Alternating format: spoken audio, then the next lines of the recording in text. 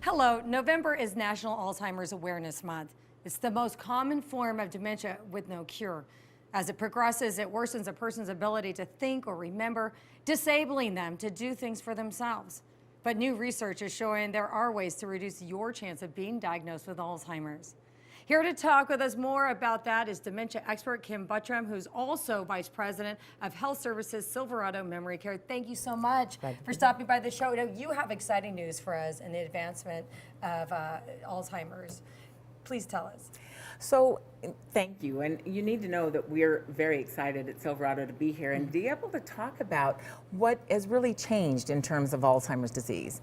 And the first thing is we can now identify it earlier. Now, it is still a research tool, but they can see the abnormal protein accumulation in the brain on imaging about 15 years before symptoms develop. And the exciting part about that is, at the same time, there's mounting evidence to show that lifestyle changes that we can make actually can delay onset of a dementia as well as delay progression once someone has a dementia. And that's exciting news. What are those? Well, the first and the foremost is exercise. So if you're not exercising at least 45 minutes, 3 days a week of nothing even more than brisk walking, you need to start it right away. Everyone should. That has really been shown to actually build brain cells. And you know, if you could put that in a pill and sell it, you'd have like the hottest thing on the market to sell. And yet we're not doing that. So exercise has to be a component of our life. So my question is, when you have the plaque buildup, is what happens in Alzheimer's, right? When you're building brain cells from exercising, which I didn't know that, and I thought I knew a lot about health, that kind of overcompensates? What's the deterioration of it? Well, remember, what gives you the dementia is not really the accumulation of the abnormal protein. That kills the connections between cells. So you actually have nerve cells die. Oh, wow. And so when nerve cells die, and they've actually been able to see on specialized imaging that the brain gets bigger with exercise. It's incredibly exciting. That's a good reason to double up on the exercise for so many reasons. It is, and not only for delaying onset of dementia, but at Silverado, we know that in terms of having disease, it can help in a variety of ways, has benefits in terms of quality of life, and that's why at Silverado we have walking paths, indoor and outdoor, because exercise should be a component of our life throughout the course of the disease. What are the other pointers? The second thing, well, let's talk briefly about diet. No one loves to talk about diet much, but we know that what's a heart-healthy diet is a brain-healthy diet. So in the same way you don't want plaque-filled blood vessels around your heart, you also don't want it around your brain. So people should be looking at their trans fats, saturated fats, and working toward a Mediterranean diet. That is the best diet to know. No demand at this point. It is. Really It is.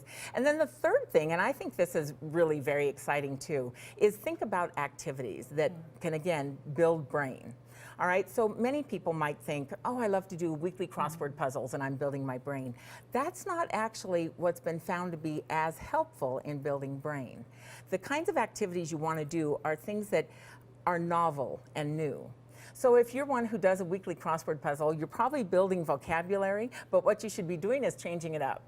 So play chess with a friend, learn Sudoku, something like that. Even if you're one who just walks a dog every day the same route, take another route the next day. Play with kids. There you go. They always are coming up with a new novel way to do something, right? Well, and then the endorphins, the happy, the laughing, that always absolutely. And the kids thing actually comes to the last point, which there's growing evidence in terms of Alzheimer's disease of the importance of social engagement and deep social connections. And so at Silverado, we've always had a medical, clinical, social model hybrid where we focus on engagements and then have the clinical expertise too. Well, now it's shown that it's really important for brain fitness to have those deep social connections. And I can give you an example. We have a resident who was a Spanish teacher in one of our communities, and now we've set up a class where she teaches Spanish to our associates, families, and to other residents. So she's getting two brain positive benefits. First, those deep social connections from helping others, and second, from knowing that she's making a difference and has a purpose in life. All of this improves the quality of your life. It's all good things, it's right? Across the board. There's not anything that's going to make anybody suffer. No, that's exactly right.